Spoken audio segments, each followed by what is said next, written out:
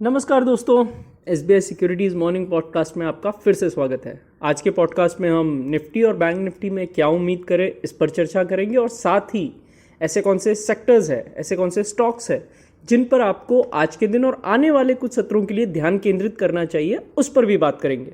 दोस्तों, अगर हम देखें तो निफ्टी ने पिछले कारोबारी सत्र से अपनी सकारात्मक जो गति है उसको जारी रखा और बढ़त के साथ वो खुला। हालांकि पूरे दिन जो है 60 पॉइंट के एक छोटे से दायरे में ही उसने ट्रेड किया और दिन का अंत एक फ्लैट नोट पर ज़रूर किया। निफ्टी के लिए ये एक जो इम्पोर्टेंट दिन रहा, क्योंकि मई 2019 के बाद से इंडिया विक्स में सबसे बड़ी गिरावट यहाँ पे एक दिन में दर्ज की गई। अस्थिरता इंडेक्स यानी इंडिया विक्स 18.86%, तकरीबन 19% की गिरावट के साथ दिन के अंत में 10.3050 पर बंद हुआ। बहुत बड़ी गिरावट इंडिया विक्स में कल देखने को मिली। अगर हम सेक्टोरियल इंडेक्सेस में देखें तो निफ्टी रियल्टी दिन के लिए एक स्टार परफॉर्मर बनकर उभरा और 2.78% की बढ़त के साथ सबसे बढ़िया प्रदर्शन करने वाला इंडेक्स बनकर उभरा।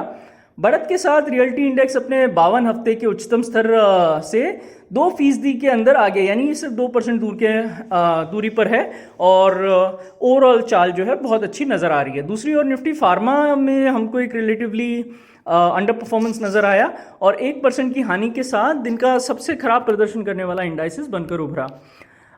पश्चिम एशिया में जो जियोपॉलिटिकल टेंशन्स है उसके कम होने और मौजूदा लोकसभा चुनाव में सॉरी जो सत्ताधारी पार्टी है उसको मजबूत जनादेश मिलने की उम्मीदों के कारण इंडिया विक्स में 20% तक की जो हमने ऊपर बात की गिरावट देखी गई और कल ये 5 महीने के निचले स्तर पर पहुंच गया। जबकि वैकल्पिक रूप यानी ऑप्शन के बेसिस पर अगर हम देखें तो यह पॉजिटिव साइड में नजर आएगा।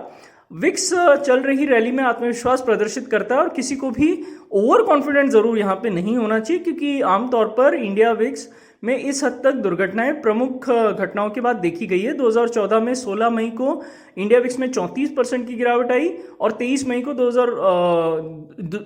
2019 को इंडिया विक्स में 30% की गिरावट आई और इन दोनों ही अवसरों पर चुनाव परिणाम जो है घोषित किए गए।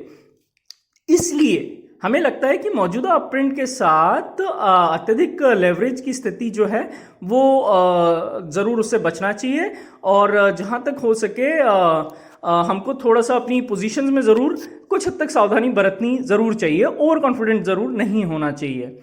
डॉलर इंडेक्स की बात करें तो डॉलर इंडेक्स 105.60 के स्तर तक ठंडा हो गया है, जबकि यूएस की 10 वर्षीय बॉन्ड यील्ड 4.62 और 4.48 के नैरो रेंज में ही ट्रेड कर रही है।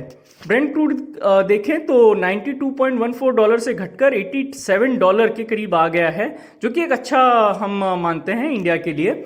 S&P 500 भी अपने प्रमुख सपोर्ट लेवल से जो है रिवर्सल दिखाने में कामयाब रहा और 1.2% की बढ़त के साथ 50-70 के ऊपर एक अच्छा कंसोलिडेशन यहाँ पे नजर आ रहा है और उम्मीद की जा रही है कि 4950 के जोन पर 4950 4980 जोन पर सपोर्ट के साथ इंडेक्स 5180 5210 के लेवल तक मजबूत हो सकता है।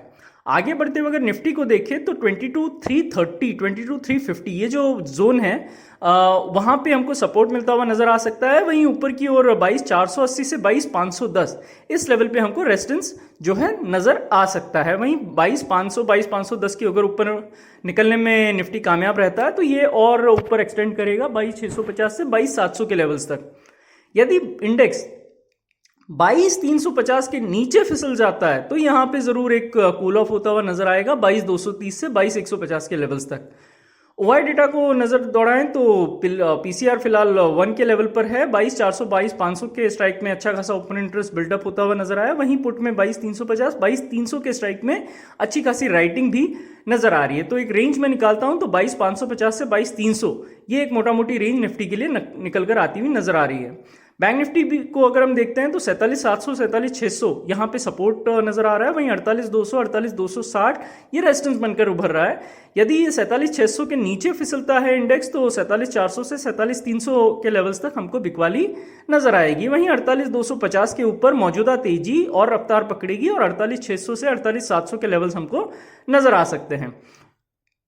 ओआई पर देखें तो 0.90 पर पीसीआर स्थित है, 48,200 के कॉल स्ट्राइक और 47,800 के पुट में अच्छी खासी राइटिंग नजर आई है। और इसकी तात्पर्य ये है कि 47,600 से 48,350 ये मोटा मोटी एक रेंज बैंक निफ्टी में हमको दिख सकती है।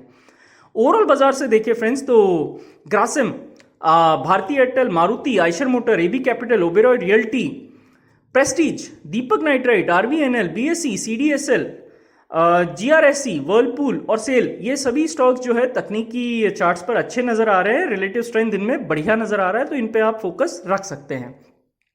एफआईआई की डीआई डेटा की बात करें तो एफआईआई ने 3,044.54 करोड़ रुपए की बिकवाली की, वहीं डीआई ने 2918.94 करोड़ की खरीदारी की। इंडेक्स फ्यूचर्स के लिए एफआईआई का जो लॉन्ग शॉर्ट रेशियो है फ्रेंड्स वो 34.31 पर है, क्योंकि शुद्ध आधार पर उन्होंने 22 इंडेक्स फ्यूचर्स बेचे हैं। वायदा के मोर्चे पर देखिए तो एफआईआई ने 33,388 कॉन्ट्रैक्ट खरीदे हैं, वहीं ऑप्शंस के मोर्चे पर एफआईआई ने 84,676 कॉल कॉन्ट्रैक्ट बेचे हैं, 39,600 पुट ऑप्शंस कॉन्ट्रैक्ट खरीदे हैं। तो फ्रेंड्स आज के पॉडकास्ट में बस इतना ही। हमारे पॉडकास्ट को नियमित रूप से सुनने के लिए आपका बहुत बहुत धन्यवाद। Investment in securities market are subject to market risks. Read all the related documents carefully before investing.